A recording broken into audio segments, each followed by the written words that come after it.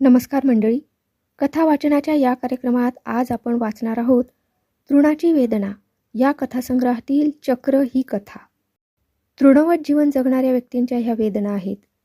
दाती तृण धरल्यावर शत्रूसुद्धा प्राण घेत नाही असा तृणाचा उपयोग असला तरी आपण तृण नेहमी तुडवतोच.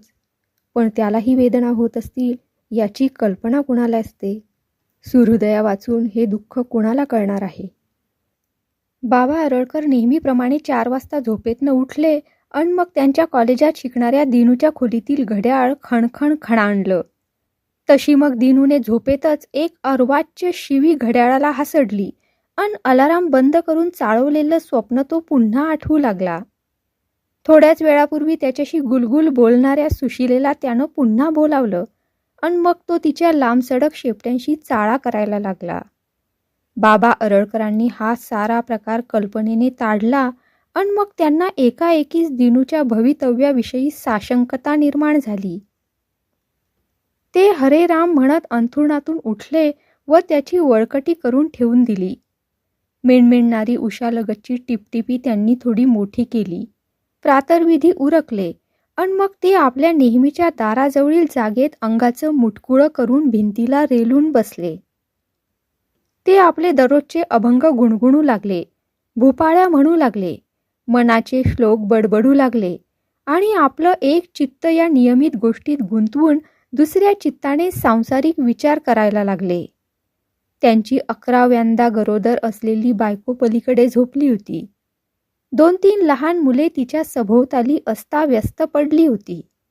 दारालगतच्या कोपऱ्यात मॅट्रिकला शिकणारी शांता आपल्या साधारणच पण टापटीप अंथरुणात घोरत होती. अन बाबा अरळकर अचानक तिच्या लग्नाचा विचार करायला लागले. येत्या मार्गशीर्षात पुरीला 18वे वर्ष लागणार ह्या विचाराने त्यांच्या काळजात धस्स झाले.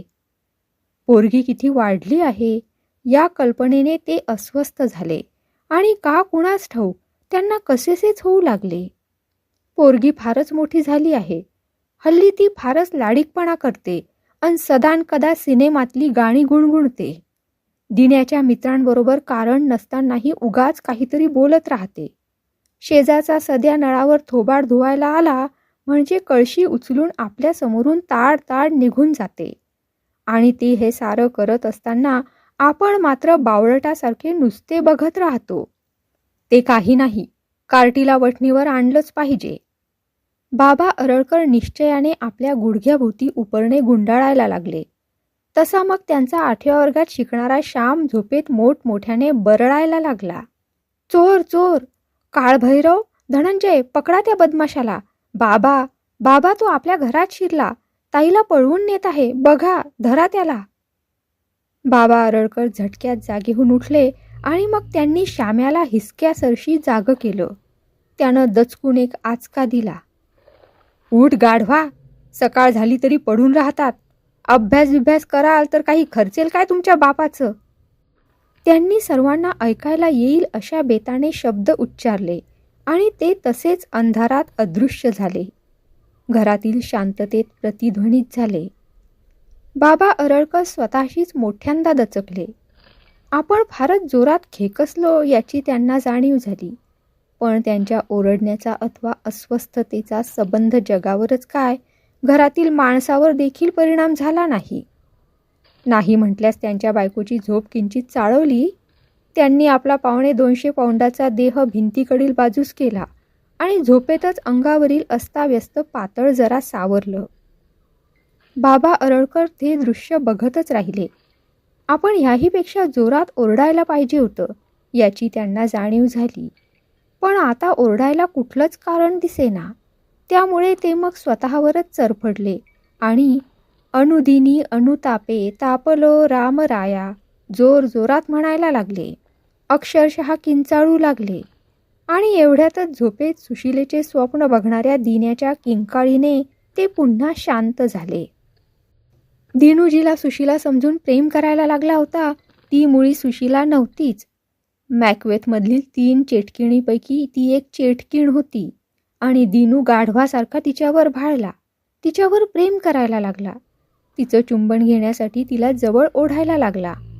अन तिनं फडकन थोबाडीत देताच तो हलकेच विव्हळला अन तिचा तो भयान चेहरा बघून जोरात किंचाळला. ती आपल्याला ओढून नेत आहे या कल्पनेने तो चुळबुळ करायला लागला. भेदरून कॉटच्या खाली दणकण आदळला आणि मग बाबा अरळकर हलकेच म्हणाले, दिनकर, अरे दिनू, उठायचं आहे का बाळा? जागा हो बघू. दिनू करत जागा झाला आणि परत कॉटवर चढून झोपला. बाबा अरळकरांचा पुन्हा संताप झाला. आपण काय त्याला मूर्खासारखं सौम्यपणानं बोलण्याची हाक मारली याचाच त्यांना पश्चाताप झाला. नाहीतरी आपली ही अत्यंत जुनी सवय आहे याची त्यांना अचानक आठवण झाली. दिनू त्यांचा सर्वात वडील मुलगा आणि पर्यायाने अत्यंत लाडका. त्यानं आजपर्यंत प्रकट केलेली कुठलीही इच्छा बाबा अरळकर बावळटासारखी पूर्ण करत आले होते. आता तो कॉलेजात शिकत होता याच्या तरी मुळाशी काय होतं? खरं म्हणजे कॉलेज शिक्षणाचा खर्च झेपण्याची त्यांची परिस्थिती नव्हती. भिक्षुकीचा वडिलोपार्जित धंदा ते चालवित होते. पोथ्या पुराणे वाचण्या इतपत शिक्षण घ्यावं हा त्यांच्या घराण्याचा आजपर्यंतचा शिरस्ता होता. परंतु दिनू या परंपरेला अपवाद ठरला होता. तो 4थ्या वर्गात पास झाला तेव्हाच बाबा अरळकर त्याला आपल्या धंद्यातील ABC शिकवायला लागले. पण कार्ट्याचं नशीब विलक्षण होतं. चांगलं भटजी बनण्याचं सोडून त्याला शिक्षणाचे डोहाळे आठवले आणि त्याच्या हट्टापुढे बाबा अरळकरांचा नाईलाज झाला. त्यांनी पोराला मॅट्रिकपर्यंत शिकवलं आणि इथूनच तो पूर्णपणे वाहवला. भटजी नाही तर त्याने निदान कचेरीतला कारकून तरी व्हावे असे बाबा अरळकरांना वाटायला लागले. यातही त्यांच्या कुळाला कमी भूषण नव्हते. पण दिन्या कॉलेजच्या गोष्टी सांगावयास लागल्यामुळे पुन्हा बाबा अरळकरांना शरणागती स्वीकारावी लागली. नकळतपणे दिनूचे सारे हट्ट ते पुरवू लागले. 3 खोल्यांच्या बिऱ्हाडातील एक स्वतंत्र खोली त्यांनी दिनूला अभ्यासासाठी दिली. त्याला 2 सूट शिवले, खोली सजवायला पैसे दिले आणि तरीही ते अंतरातून दिनूवर चढफडत होते. त्याला काही बोलू शकत नव्हते.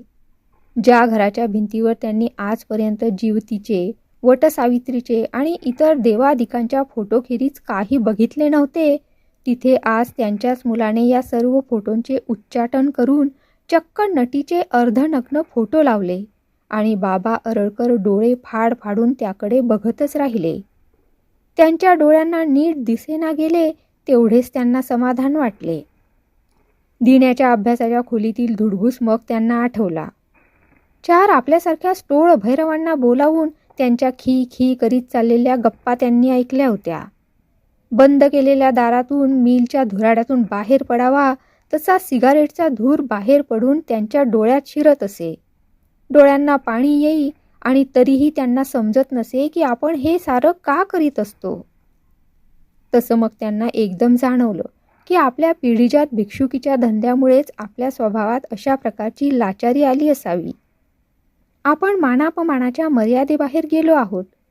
यजमानांच्या पुढे पुढे घोटाळण्याच्या सवयीने आपला नाश केला आहे. आपला स्वभाव लुडबुड्या बनला आहे. आपणास कुणावर रागावताच येत नाही. त्यांनी आपल्या गरगरीत ढेरीवरून हात फिरवला. सुरकुत्या पडलेला जबडा गोंजारला आणि मग त्यांना विश्वास वाटायला लागला की आपण काही मिळमिळीतनी किडकिडीत नाही आजकालच्या माणसाप्रमाणे. आपण मनात आणले तर वाघासारख्या डरकाळ्या फोडू शकू. माजलेल्या हत्तीसारखी, निदान बोकडासारखी दंगल उसळून देऊ शकू. आणि मग ते कल्पनेने चित्र रंगवायला लागले. त्यांना जीवनानंतर आपला होणारा चेहरा आठवला. ते कपाळभर पिवळं धमक गंध, अंगभर भस्माचे पट्टे, ती आपली 4.5 इंच लांब शेंडी, तुळतुळीत चंपी आणि गुटगुटीत चेहरा, शेंडीची ती गोंडस गाठ आणि पोटाच्या 3 घड्या. शेजारचे नारभट नाकात तपकीर कोंबीत नेहमी म्हणायचे, बाबा अरळकर, तू एखाद्या वाघासारखा दिसतोस जेवणानंतर. जुन्या भटजीचं मॉडेल म्हणून तुला नुमाईशमध्ये ठेवायला पाहिजे. पण आपलं सरकार लेखाचं दरिद्रीच आहे. माणसाची किंमतच नाही कुणाला. नारभटाचं हे वाक्य बाबा अरळकरांना वेदवाक्य वाटायला लागलं. साक्षात सुक्त वाटले. रुद्रातील चमे चमे मंत्रासारखे चमचमीत वाटले आणि मग ते आपल्याशीच मिशातल्या मिशात हसले. ते तोंडाने शांताकारम भुजंगशयनम म्हणावयास लागले आणि तेवढ्यातच वाघ बनून डरकाळ्या फोडायला लागले. आपल्या घराच्या गुहेत धुडगूस घालायला लागले. त्यांची बायको, दिनू, श्याम्या, मॅट्रिकमध्ये शिकणारी शांता सारेजण किंकाळ्या फोडायला लागले आणि मग बाबा अरळकर खुदुखुदू हसले. त्यांचे सर्वांग गदगद हलले आणि आपण सर्वांची खोड कशी मोडली या विचाराने ते स्वतःवरच खुश झाले, आपल्यावरच फिदा झाले आणि मग त्यांनी आपल्या वाटोळ्या दंडाचे चक्क एक चुंबन घेतले. तसे ते आपल्या फाजीलपणावर केवढ्यांदा तरी दचकले. त्यांच्या मनातील वाघ एकाएकीच भेदरून पळायला लागला आणि बाबा अरळकर पंचांग घेऊन त्याच्या मागे धावत सुटले. धोत्राचा घोळ पायात अडकून खाली पडले. त्यांच्या शिल्लक असलेल्या दोन्ही दाढा पडून गेल्या आणि शेंडीची गाठ सुटून ती सैरावैरा डोक्यावर नाचायला लागली. बाबा अरळकरांची केवढी फजिती! आपली फजिती कुणी बघितली की काय म्हणून त्यांनी दारात बघितले. चेहऱ्यावर देवीचे वण असलेला गवळी दूध घालायला आला होता. तसे बाबा अरळकर स्वतःशीच लाजले.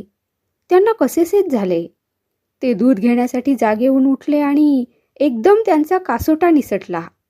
आता तर त्यांना अगदी मेल्यासारखे झाले. आपण एवढे कसे वेंधळे आहोत याचंच त्यांना नवल वाटलं.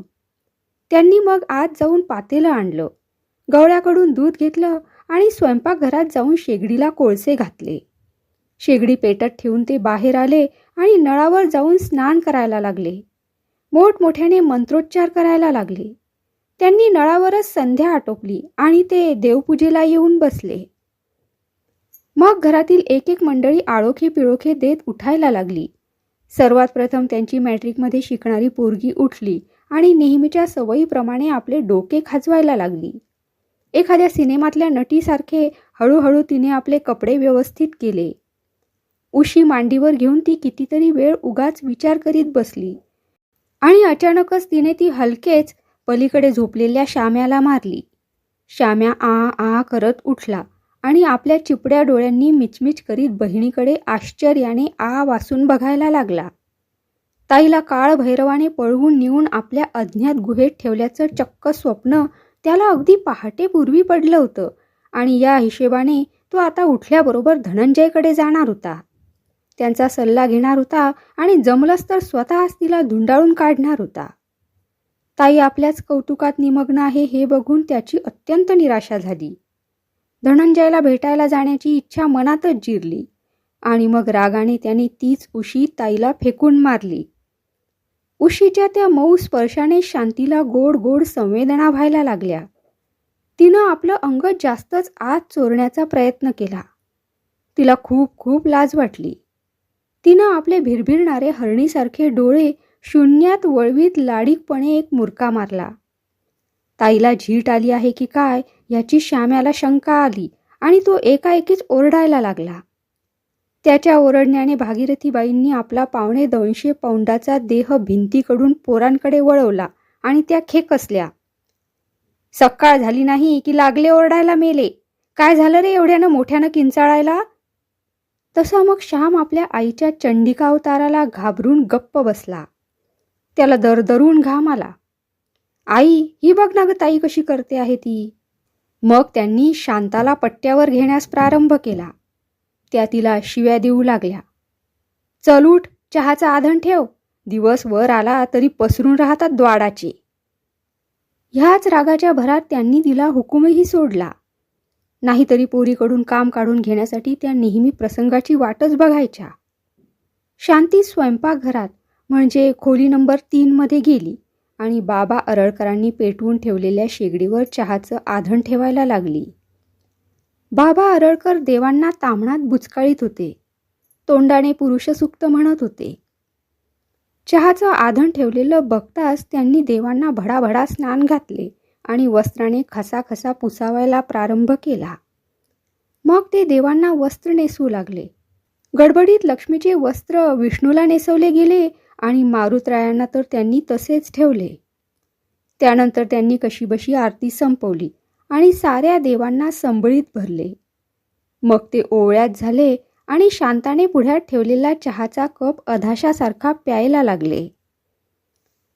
त्यांची बायको आपल्या 9 मुलामुलींसहित आत आली आणि आपल्या ह्या अफाट विस्ताराकडे बघून बाबा अरळकरांना अचानकच ठसका लागला. त्यांनी चहा अंगावर सांडून घेतला. ते उगीच घाबरले. 5 मुलांच्या अद्याप मुंजी झाल्या नव्हत्या. 2 पोरींची अद्याप लग्ने करायची होती.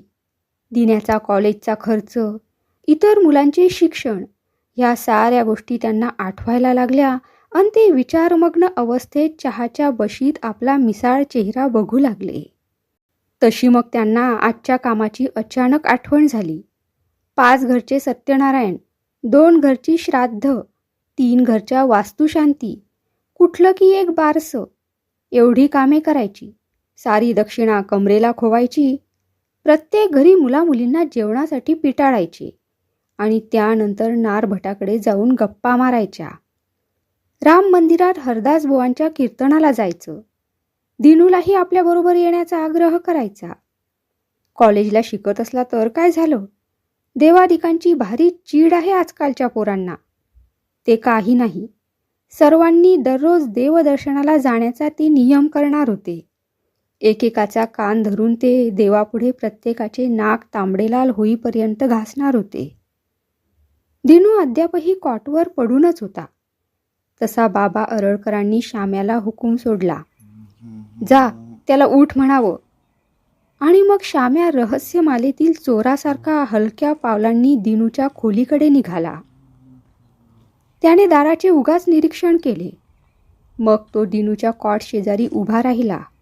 त्यानं त्याच्या उशाला चाचपलं. एखादं पिस्तूल तिथं असेल असं त्याला वाटलं, पण एक चुरगाळलेला कागद तेवढा त्याच्या हाती लागला. तो उघडून वाचायला लागला. दिनूने गिचिडमिचिड अक्षरात लिहिलेले शब्द तो एक एक करून अडखळत वाचित होता. प्रिय सुशीला, मी तुला 12व्यांदा प्रेमपत्र पाठवित आहे, पण ते तुला देण्याचा धीरच होत नाही. तू रस्त्याने ऐटीत चालतेस तेव्हा माझ्या हृदयाला अक्षरशः घरे पडतात आणि माझं बंडखोर मन जागं होतं. पण परत सारे विचार भिंतीतील ढेकणाप्रमाणे तू घरे पाडलेल्या हृदयातच गडप होतात आणि मी मात्र पिंजऱ्यातील उंदराप्रमाणे नुसताच खुडबुडत राहतो. श्याम्या ख्या ख्या करून हसायला लागला. असलं काहीतरी भलतं सलतं दादा लिहित असेल असं त्याला वाटलं नव्हतं. तशी मग दिनूची त्याला कीव आली. आपण छोटूसारखी त्या सुशिलेवर का बिशिलेवर पाळत ठेवायची आणि दिनूला झुंजार हो म्हणून सांगायचे. दिनू ऐकेनाच गेला तर आपणच त्या पोरीला क्लोरोफॉर्मने बेहोश करायचे आणि कुठेतरी गुप्त ठिकाणी नेऊन ठेवायचे. दिनूला हलकेच तिथे न्यायचे आणि मग त्याच्याकडून मोठे बक्षीस उपटायचे. त्याला एकदमच कसला झटका आला कुणास माहीत. त्यानं चादरीची दशी दिनूच्या नाकात कोंबली. तसा दिनू फटाफट शिंकत जागा झाला. श्याम त्याच्या शिंका मोजायला लागला. दिनूला तो झुरळ समजून त्याच्याकडे टवकारून बघू लागला आणि मग एका माणसाची कशी जिरवली या कल्पनेने स्वतःवरच बेहद्द खुश झाला. दिनूला काय घडलं याची काहीच कल्पना येईना. मघाची चिटकीन त्याच्या स्वप्नातून निघून गेली होती आणि आता कुठे नुकतीच खरोखरीची सुशीला त्याच्याकडे आली होती. ती मधुबालाप्रमाणे खुदकन हसली आणि दिनूने तिच्याकडे लॉरेल हार्डीच्या सिनेमातल्याप्रमाणे लॉरेलसारखा रडका चेहरा करून बघितले. तशी ती दिनूसाठी कळवळली. तिला त्याची दया आली आणि त्याची समजूत काढण्यासाठी ती अगदी त्याच्या शेजारी बसली. दिनू थोडासा धीट बनला आणि तो तिला काहीतरी सांगणार तोच त्याचा घसा दाटून आला. नाकात गुळगुळ व्हायला लागले आणि तो शिंकत जागा झाला. श्याम्याचे कारस्थान लक्षात येताच त्यानं त्याच्या पाठीत एक धपाटा लगावला. तसा श्याम चीनी रहस्यातील यो शिंग तँगसारखा खुनशी नजरेने दिनूकडे बघायला लागला. दिनूला सहाय्य करण्याची त्याची इच्छा पार खतम झाली आणि तो तोंड वेंगाडून म्हणायला लागला, थांब थांब, मी बाबांनाच सांगतो की तू सुशिलेला पत्र पाठवतोस. हां, ती तुला ढेकूण समजते आणि तू उंदीर आहेस. दिनूने आपली नांगी पटकन खाली टाकली. श्याम्याला आपलं रहस्य समजलं हे काही ठीक झालं नाही असं त्याला वाटायला लागलं. तसं मग त्यानं श्यामला जवळ बोलावलं. चालू महिन्याच्या साऱ्या रहस्यमाला विकत घेऊन द्यायचं आमिष दाखवलं. मग तो कडाकड जांभया देत स्वयंपाकघरात गेला आणि चहाचा कप तोंड न धुताच ढसाढसा प्याला. बाबा अरळकर डोळे वटारून त्याच्याकडे बघायला लागले. हे त्याच्या हिशेबातच नव्हतं. ते अस्पष्टपणे म्हणाले, काय घाणेरडी पोरं आहेत आजकालची, तोंड न धुताच चहा पितात. बाबा अरळकरांच्या मागासलेल्या विचारांवर दिनू खवचटपणे हसला. त्याची ती आवडती खोड होती. जग किती पुढे पुढे जात आहे ह्याची तो त्यांना दररोज माहिती सांगत असे. ऑमलेटमध्ये किती व्हिटॅमिन्स असतात याची चर्चा करीत असे. आणि बाबा अरळकर पोराच्या अफाट ज्ञानाने दिपून जात. मुलाचं हे सारं कौतुक अगदी गुपचूप ऐकीत. कित्येकदा यामुळे त्यांच्या जिव्हारी घाव बसत असे आणि तरीही दिनूला दटावण्याचं ते नेहमीच विसरून जात.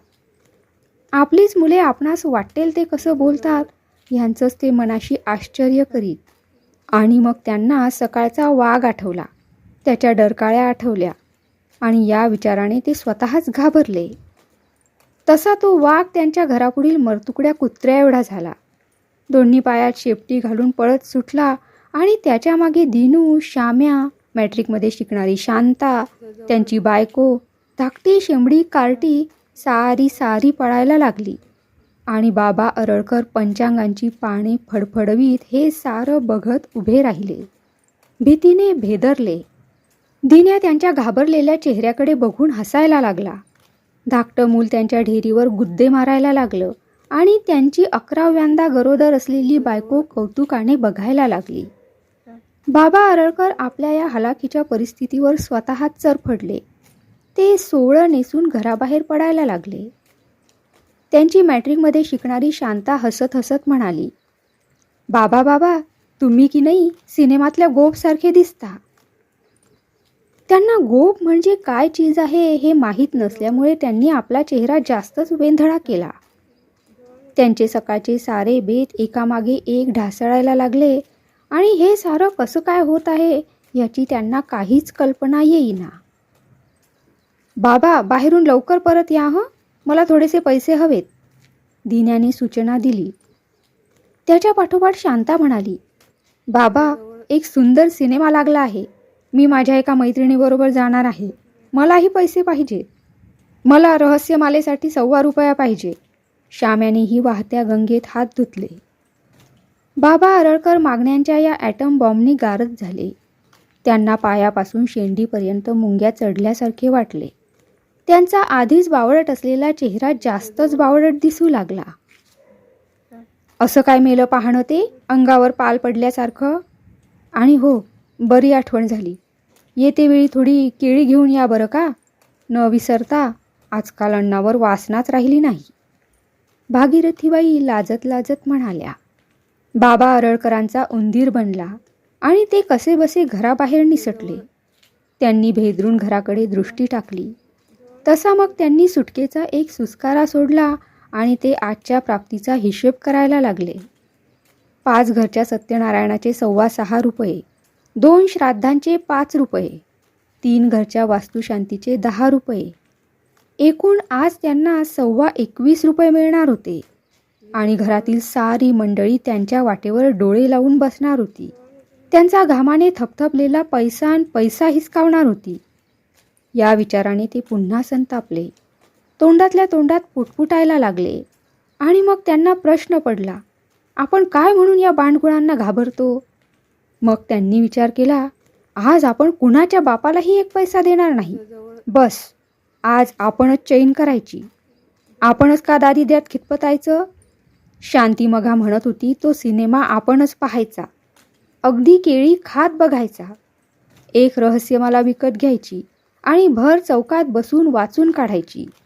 कीर्तन बिर्तन रद्द. नारभटांच्या शिळ्या गप्पांना चाट द्यायची. आणि मग जमलं तर दिन्या नेहमी सांगतो त्या इंडियन कॅफेत जाऊन एक झक्कास ऑमलेट खायचे आणि घरच्या साऱ्या मंडळींकडे बघून उपहासाने हसायचे. जगाला खिजवायचे, कसलीच फिकीर करायची नाही. मग त्यांना परत सकाळचे वाघाचे विचार आठवले. तोंडाने मंत्र पुटपुटत ते डरकाळ्या फोडायला लागले, शेपटी आपटायला लागले आणि नकळतपणे खरोखरच हातातील पळी तांबणावर जोरात मारायला लागले. आणि एकदम यजमानांची चमत्कारिक नजर बघून ते अत्यंत घाबरले. त्यांनी गपकन आवंढा गेला आणि पुन्हा आपले सरळ बाबा अरळकर बनले.